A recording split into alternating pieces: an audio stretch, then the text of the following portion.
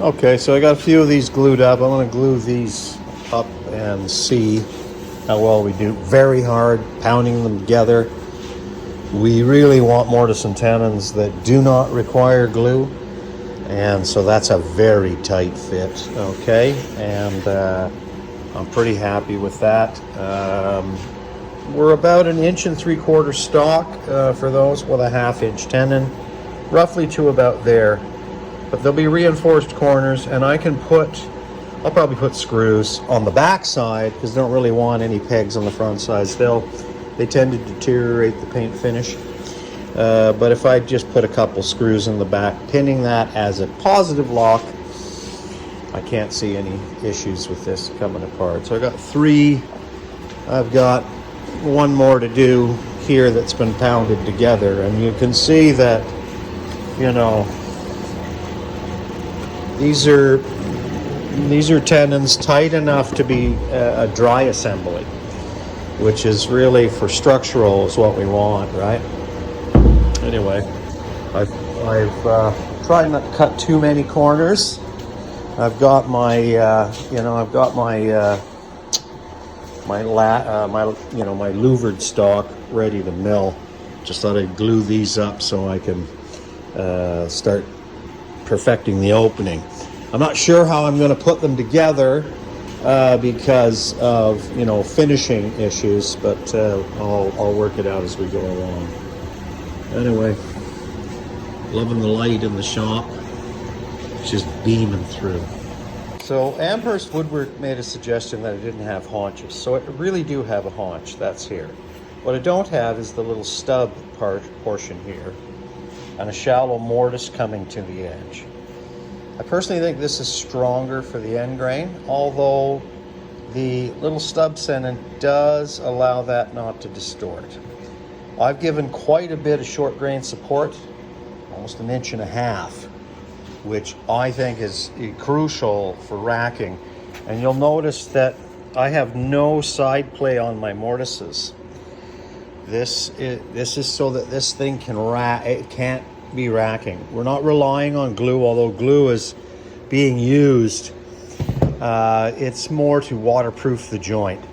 But it will add structure for a number of years, if not permanently, as long as it is maintained. Although it's not required for the structure, it's only a dynamic part of the structure. It isn't what is required if we consider that people put 2 nails on the bottom of a stud and it holds up a house. Okay, so this is obviously better.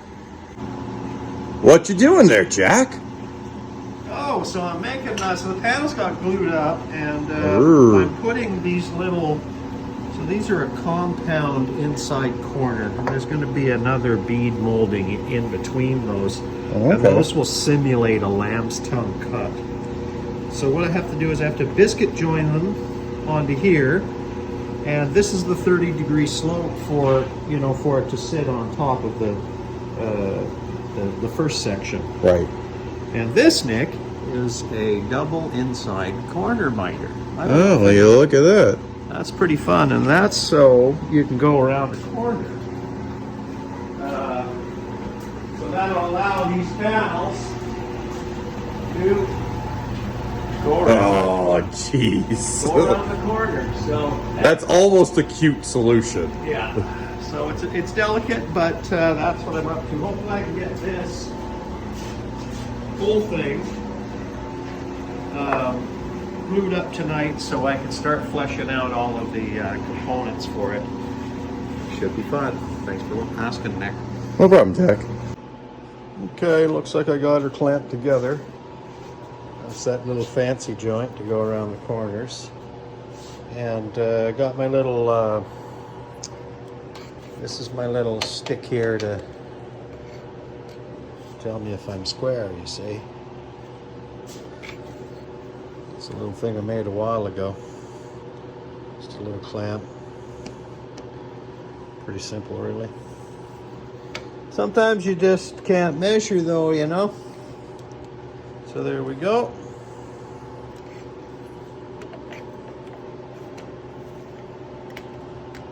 What do you think? That's square enough for me. So I'll let that set up. There's still a detail to go. See, these are compounded, so a piece will fit in here and be embedded. Sort of create a, what I call a machined lamb's tongue, coming in line with the bottoms. This one's a little high, but should look good.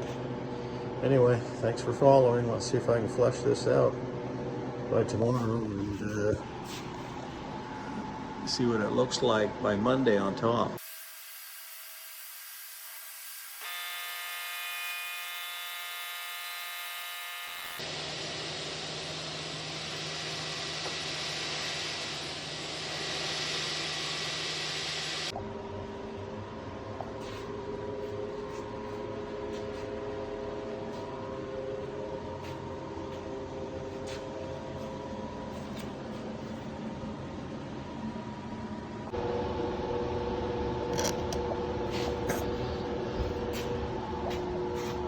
Just the end grain,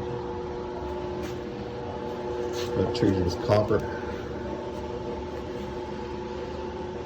And you can see, like I just did the end grain, that's how much it wicks up. I never touched the edge, but that's how far that wicks in. So end grain is just, it's the worst, guys. If you treat that to shed water, now everything's to shed water, but if water sits there, it's not going to rot for a good long time.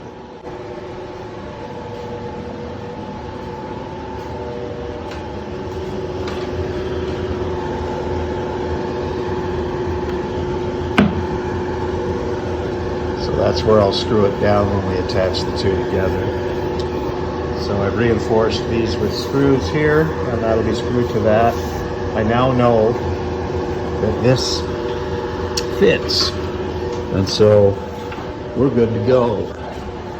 I like it. It's just in line with the crown, right? Once again, hardly ever going to see these sorts of things, but I always like, it's always sloped, so all the joints, you wouldn't caulk anything there. You never caulk there.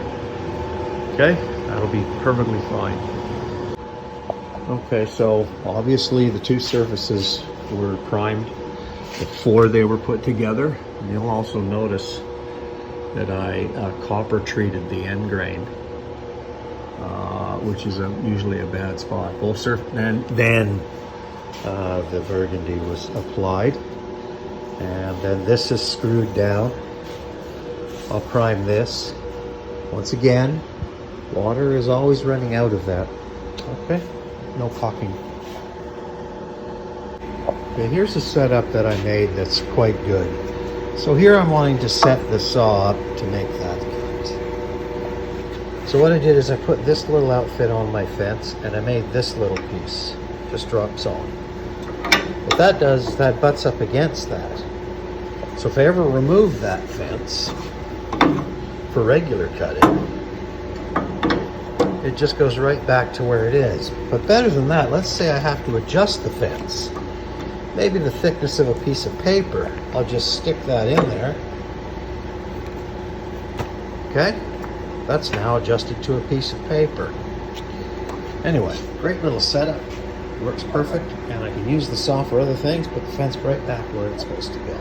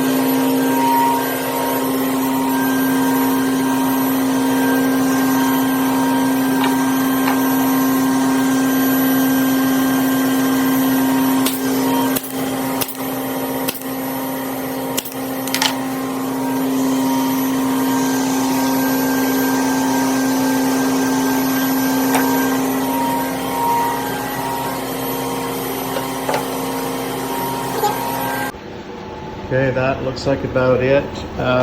Treated the bottom like a window. We got a dam here for blowing water. This is about a 9-degree slope. Has a drip curve underneath, beaded. The openings are looking good. I still have the mocked up in some of my pictures I'll show you. Primed everything. Dropped the inside corners to put my plate in for the roof. And so maybe tomorrow I'll have this almost ready. I think pretty close today. These are, of course, all the details on the corners of my corner boards. Remember, those are the pieces that go between those big 8x8s. And so they'll have a bead and an inside corner detail like that up around the windows and whatnot. So remember, everything sheds water, shedding water, shedding water. I think it looks, I mean, you have to use your imagination until it's fleshed out, but it's going to look friggin' amazing on top of that thing behind it.